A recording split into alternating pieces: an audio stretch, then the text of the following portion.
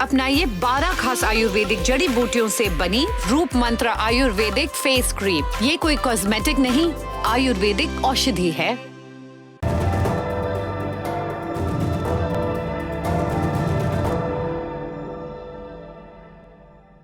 प्रणाम, सौरभ द्विवेदी मेरा नाम और कार्यक्रम का नाम दुनियादारी। जिस बात का डर था वही हुआ। कोरोना वैक्सीन को लेकर देशों में आपसी मनमुटाव शुरू हो गया है। इसकी वजह है जल्द से जल्द वैक्सीन पाने की होड़। जिन देशों की जेब में ज्यादा पैसा था वो इस होड़ में आगे निकल गए, लेकिन कुछ देश ऐसे भी हैं जो खूब पैसा झोंक कर भी वैक्सीन के लिए मुंह जोड़ रहे हैं। दुनिया का सबसे विकसित ब्लॉक यूरोपियन यूनियन इसी लीग में है।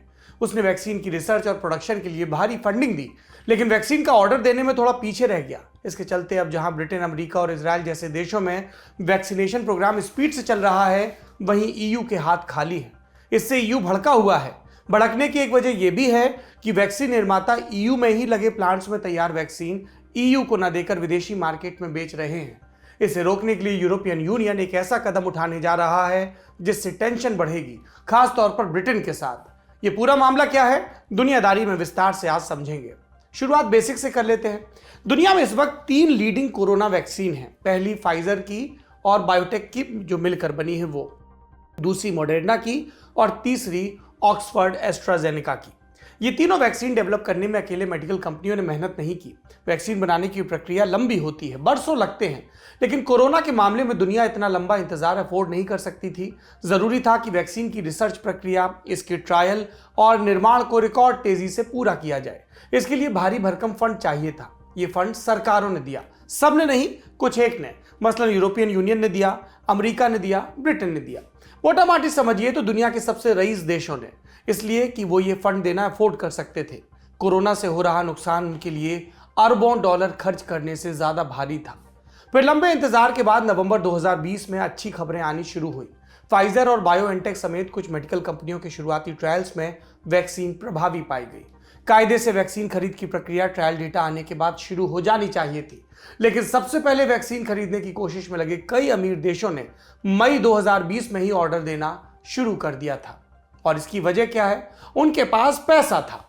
Canada, America, Britain, Australia, European union और जापान, समझिए तो इन अमीर देशों ने मिलकर वैक्सीन खरीद को हाईजैक कर लिया। और ऐसा नहीं कि इन्होंने एक ही वैक्सीन का ऑर्डर दिया हो, ज्यादा से ज्यादा वैक्सीन डोज हासिल करने के लिए इन्होंने कई अलग अलग वैक्सीन के ऑर्डर दिए। जो बड़ी कंपनियां अभी वैक्सीन विकसित करने की प्रक्रिया में थीं, उनसे करार भी कर लिया। मसलन अमेरिका का उदाहरण लेते हैं। उसने 2020 खत्म होने तक आधा दर्जन दवा निर्माताओं को 100 करोड़ वैक्सीन डोज का ऑर्डर दिया, जबकि उसकी जनसंख्या सिर्फ 33 करोड़ है। कनाडा ने अपने हर नागरिक के लिए वैक्सीन की 10 डोजेज ऑर्डर की। ऑस्ट्रेलिया ने प्रति नागरिक 5 डोज के हिसाब से ऑर्डर दिया। सोचिए, ज्यादातर वैक्सीन ऐसी हैं जिनमें से एक आदमी को 2 ही डोज चाहिए। मतलब इन अमीर देशों ने पैसों के सहारे न केवल पहले वैक्सीन पाने का बंदोबस्त किया, बल्कि जरूरत से कहीं ज्यादा खरीदकर वैक्सीन की होर्डिंग भी कर ली। कालाबाजारी जैसा कुछ, जिसमें जमाखोरी एक अनिवार्य तत्व होता है। हम जानते हैं कि 2021 के आखिर तक फाइजर जितने डोज बनाएगा, उसका आधे से ज्यादा हिस्सा 4-5 अमीर देश नवंबर 2020 तक ही खरीद चुके थे। सभी लीडिंग वैक्सीन निर्माताओं को मिलाएं तो उन्होंने 2021 में 1250 करोड़ डोज उपलब्ध करवाने का वायदा किया था, लेकिन इनमें से आधे से ज्यादा डोज अमीर देश ऑलरेडी खरीद चुके हैं। पैसों के सहारे अपनी आबादी के लिए जल्द से जल्द वैक्सीन हासिल करने की ये दौड़ कहलाती है वैक्सीन नेशनलिज्म। इस क्रूर राष्ट्रवाद के चलते दुनिया में कोविड-19 वैक्सीन के वितरण का बैलेंस बिगड़ गया है। गरीब देश पीछे छूट गए हैं। उन्हें वैक्सीन मिलने में बरसों लग सकते हैं। लेकिन क्या पैसे के सहारे जल्द इम्यूनाइज होने की कोशिशें कामयाब हो जाती हैं? जवाब है हमेशा नहीं। और इसकी सबसे बड़ी मिसाल है यूरोपियन यूनियन। इसने फाइजर और एस्ट्राजेनेका को वैक्सीन विकसित करने के लिए मोटी फंडिंग दी। सबसे ज्यादा फंडिंग दी एस्ट्राजेनेका को। ईयू ने उसे 3000 करोड़ रुपए से ज्यादा का फंड दिया। उसे उम्मीद थी कि इतना सब कुछ करने के बाद उसको सबसे पहले वैक्सीन भी मिल जाएगी। लेकिन ईयू से फिर एक चूक हो गई। वो वैक्सीन का ऑर्डर देने की गलाकाट रेस में पीछे रह गया। ब्रिटेन ने मई 2020 में वैक्सीन का ऑर्डर दिया और ईयू मेडिकल कंपनियों से महीनों तक बातचीत में लगी रही और फिर उसने एस्ट्राजेनेका को ऑर्डर दिया अगस्त 2020 में। मॉडर्ना और फाइजर से खरीद का करार तो इसके भी 2-3 महीने बाद नवंबर 2020 में किया। इस देरी की वजह क्या है? हम जानते हैं कि यूरोपियन यूनियन कोई एक देश नहीं है, वो 27 देशों का एक साझा ब्लॉक है। इनमें से हर देश की आर्थिक हैसियत बराबर नहीं है। ऐसे में ईयू की कोशिश थी कि सस्ती दरों पर वैक्सीन खरीदी जाए और इसीलिए बातचीत की प्रक्रिया लंबी खिंच गई। देरी केवल ऑर्डर देने में नहीं हुई, वैक्सीन के इस्तेमाल को मंजूरी देने में भी देरी हुई। ईयू ने सुरक्षा और प्रभाव संबंधी लंबे चौड़े आकलन के बाद 2 वैक्सीन को हरी झंडी दी। 21 दिसंबर 2020 को फाइजर को अप्रूवल दिया और 6 जनवरी 2021 को मॉडर्ना को। एस्ट्राजेनेका को अप्रूवल मिलना अभी भी बाकी है और इस देरी का असर अब ईयू को भारी पड़ रहा है। मेडिकल कंपनियों की तरफ से उसे एक के बाद एक बुरी खबरें मिल रही हैं। पहली बुरी खबर आई फाइजर से। उसने कहा कि यूरोपियन यूनियन के कोटे वाले वैक्सीन उत्पादन में फिलहाल कमी आई है। ऐसे में अगले कुछ हफ्तों तक ईयू की सप्लाई कम रहेगी। ईयू ने सोचा चलो इधर से होने वाली देर की भरपाई एस्ट्राजेनेका से कर लेंगे। ईयू ने उसे 40 करोड़ वैक्सीन डोज का ऑर्डर दिया भी था। इनमें से 8 करोड़ डोज उसे मार्च 2021 के आखिर तक मिलनी थी, लेकिन यहां भी बुरी खबर मिली। कंपनी ने कहा कि उसके बेल्जियम प्लांट में कुछ गड़बड़ आई है, इसके चलते प्रोडक्शन गिरा है और वैक्सीन सप्लाई में 60% तक की गिरावट आ सकती है। एस्ट्राजेनेका की तरफ से हुई इस गड़बड़ी की एक बड़ी वजह अनुभवहीनता भी है। उसके पास वैक्सीन निर्माण का बहुत कम अनुभव है। इसके अलावा फाइजर और मॉडर्ना के मुकाबले उसकी वैक्सीन निर्माण प्रक्रिया जटिल भी है। वो दोनों कंपनियां आधुनिक जेनेटिक टेक्नोलॉजी का इस्तेमाल करती हैं, जबकि एस्ट्राजेनेका चिंपैंजी से निकाले गए कोल्ड वायरस इस्तेमाल करती है। इन्हें इंसानी किडनी कोशिकाओं में विकसित किया जाता है। ये कोशिकाएं बायोरिएक्टर्स कहलाने वाले बड़े टैंक्स में ग्रो की जाती हैं। अगर तापमान और ऑक्सीजन स्तर में जरा भी फर्क आया तो विकसित की जा रही कोशिकाओं की संख्या प्रभावित हो सकती है। ऐसा हुआ तो वैक्सीन कम बनेगी और यही एस्ट्राजेनेका के बेल्जियम स्थित प्लांट में हुआ।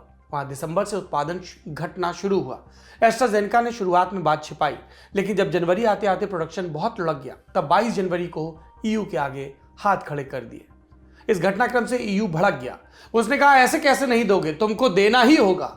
और एस्ट्राजेनेका ने कहा वैक्सीन बनाना घर बनाने जैसा नहीं है कि दीवार छोटी हो गई तो 2 ईंटें और जोड़ दो। ये एक बायोलॉजिकल प्रक्रिया है। एक प्रोडक्शन साइकिल में कितने डोज बनेंगे इसकी गारंटी नहीं ली जा सकती। ईयू इन तर्कों से संतुष्ट नहीं है। उसे यह भी लग रहा है कि एस्ट्राजेनेका ने शायद बेल्जियम प्लांट में बनी वैक्सीन्स की जमाखोरी की है, उन्हें बाकी देशों को बेचा है। एस्ट्राजेनेका इन आरोपों से इनकार करता है। उसका दावा है कि उसने ईयू के कोटे वाले वैक्सीन किसी और को नहीं दिए। वो तो बस जर्मनी स्थित प्लांट में ब्रिटेन के कोटे वाले वैक्सीन की पैकिंग करता है। ईयू ने एस्ट्राजेनेका को वैक्सीन डेवलप करने में दिए गए फंड की याद भी दिलाई। कहा ईयू से मिली फंडिंग और सपोर्ट का सम्मान करना चाहिए, ऑर्डर पूरे करने चाहिए। पर ईयू के भड़कने की वजह क्या सिर्फ यही है? दरअसल यूरोपियन यूनियन पर प्रेशर बन गया है वहां के लोगों का कि वैक्सीन की खरीद और अप्रूवल में ये जो देरी हुई है उससे नाराजगी है। लोगों को ये खल रहा है कि ब्रिटेन, अमेरिका, इजराइल और यूएई जैसे देश वैक्सीनेशन में आगे हैं। अभी तक यूरोपियन यूनियन की प्रति 100 लोगों की आबादी में केवल 2 को वैक्सीन की पहली डोज मिली है। अमेरिका और ब्रिटेन में ये औसत 7 और 11 का है। वैक्सीनेशन में पीछे रहने के लिए लोग लीडरशिप को जिम्मेदार मान रहे हैं और ईयू की लीडरशिप क्या कर रही है, वो अपनी जिम्मेदारी कंपनियों पर डाल रही है। ईयू की इस सब पूरे मामले में सबसे बड़ी खुन्नस पैदा हुई है ब्रिटेन से। फाइजर ने यूरोपियन यूनियन की सप्लाई घटाई, लेकिन ब्रिटेन के साथ जो करार किया था उसे निभाया। क्या करार? ब्रिटेन के साथ 10 करोड़ वैक्सीन डोज का कॉन्ट्रैक्ट है। इसके तहत हर हफ्ते 20 लाख डोज फाइजर ब्रिटेन को भेज रहा है। यूरोपियन यूनियन का कहना है कि सबको वैक्सीन मिल रही है, बस हमारा ही कोटा गायब हो रहा है। अपने यहाँ वैक्सीन की कमी पूरी करने के लिए यूरोपियन यूनियन ने अब बाकी देशों से भिड़ने का मन बना लिया है। वहाँ यूरोपियन यूनियन के भीतर उत्पादित वैक्सीन के एक्सपोर्टर पर प्रतिबंध की बात चल रही है। पीपीई किट के मामले में यूरोपियन यूनियन पहले भी ऐसा कर चुका है। अगर कोरोना वैक्सीन में भी यही किया तो इसका सीधा असर ब्रिटेन पर पड़ेगा। कैसे पड़ेगा? ब्रिटेन ने अब तक अपने लिए वैक्सीन की करीब 36 करोड़ डोज का ऑर्डर दिया। ये ऑर्डर 7 अलग अलग कंपनियों को दिया गया। इनमें से केवल 3 मॉडर्ना, फाइजर और एस्ट्राजेनेका को ही अभी इस्तेमाल की मंजूरी मिली है। इन 3 में से केवल 2 फाइजर और एस्ट्राजेनेका ने वैक्सीन सप्लाई शुरू की है। अगर ईयू ने अपने यहाँ वैक्सीन एक्सपोर्ट पर बैन लगाया तो फाइजर के बेल्जियम स्थित प्लांट में बन रही वैक्सीन ब्रिटेन को नहीं मिल पाएगी। इससे उसके वैक्सीनेशन प्रोग्राम को बड़ा झटका लगेगा। इसीलिए 26 जनवरी को ब्रिटेन ने यूरोपियन यूनियन को चेतावनी दी कि वैक्सीन नेशनलिज्म उसे महंगा पड़ेगा। भाईचारे की याद भी दिला दी। ये ठीक है, पहले धमका दो फिर पुचकार दो। लेकिन एक बड़ी दिलचस्प स्थिति भी बनी है। पता चला कि यूरोपियन यूनियन एस्ट्राजेनेका पर दबाव बना रहा है। कह रहा है कि तुम्हारे ब्रिटेन प्लांट पर बढ़िया प्रोडक्शन हो रहा है तो वहां बन रही वैक्सीन से हमारा कोटा पूरा करो। यूरोपियन यूनियन की इस डिमांड के बाद ब्रिटेन चुप हो गया है। उसने दोबारा भाईचारे और सीमा पार से सहयोग की कोई अपील नहीं की है। तिली लिली धप्पू हो गया। एक आशंका और है, यूरोपियन यूनियन कमिटमेंट तोड़ने वाली मेडिकल कंपनियों पर कार्रवाई करे। उसने इसके संकेत भी दिए हैं। ईयू के प्रेशर के बीच 29 जनवरी को एस्ट्राजेनेका ने एक चौंकाने वाला काम किया। ईयू के साथ अपने करार की कॉपी रिलीज की। मेडिकल कंपनियां, सरकारें अपने करार अमूमन गुप्त रखती हैं। ऐसे में आप समझ सकते हैं कि एस्ट्राजेनेका ने कितने प्रेशर में से पब्लिक किया। और इस कॉन्ट्रैक्ट में था क्या? इसमें लिखा है कि एस्ट्राजेनेका सप्लाई के लिए बेस्ट एफर्ट करेगा। कॉन्ट्रैक्ट में क्या है लाइन? एस्ट्राजेनेका उत्पादन प्रक्रिया की सुनियोजित संचालन के लिए बेस्ट एफर्ट करेगा ताकि वैक्सीन की अनुमानित सप्लाई और डिलीवरी शेड्यूल से जुड़ा जो करार हुआ है उसका पालन हो। अब ये बेस्ट एफर्ट, ये व्याख्या सम्मत है। एक्सपर्ट कह रहे हैं कि अगर ये साबित हो जाता है कि वो यूरोपियन यूनियन के हिस्से की सप्लाई ब्रिटेन में डाइवर्ट कर रहा है तो मतलब होगा कि बेस्ट एफर्ट का वादा टूट रहा है। ऐसे में उस पर कानूनी कार्रवाई हो सकती है। सप्लाई पूरी करने के लिए वो कानूनी तौर पर बाध्य किया जा सकता है। यह भी मुमकिन है कि ईयू इस कानूनी लड़ाई में जीत जाए, लेकिन क्या वो एस्ट्राजेनेका को उसके ब्रिटेन स्थित प्लांट से वैक्सीन सप्लाई के लिए मजबूर कर सकेगा? मुश्किल है, इसलिए कि ब्रिटेन का भी एस्ट्राजेनेका के साथ करार है। वो अपने यहां बन रही वैक्सीन ईयू को देने पर राजी नहीं होगा। ऐसे में ईयू को वैक्सीन तो नहीं मिलेगी, उल्टा ब्रिटेन से टेंशन बढ़ेगी। निचोड़ क्या है पूरे घटनाक्रम का? इतनी राम कहानी सुन ली। ईयू असल में आदर्श स्थिति की मांग कर रहा है। उसने वैक्सीन कंपनियों द्वारा दिए गए पहले आओ पहले पाओ के तर्क की आलोचना की। कहा कि यह नियम कसाई की दुकान में चलता होगा, दवाई खरीद में नहीं। बेशक वैक्सीन निर्माताओं का यह फर्स्ट कम फर्स्ट सर्व वाला तर्क बेहुदा है, क्योंकि पहले ऑर्डर देने वाले देश वही थे जो ऑर्डर देना अफोर्ड कर सकते थे। वैक्सीन का ट्रायल बिना कोई डेटा आए, बिना उसमें पैसा लगाने का जुआ खेल सकते थे।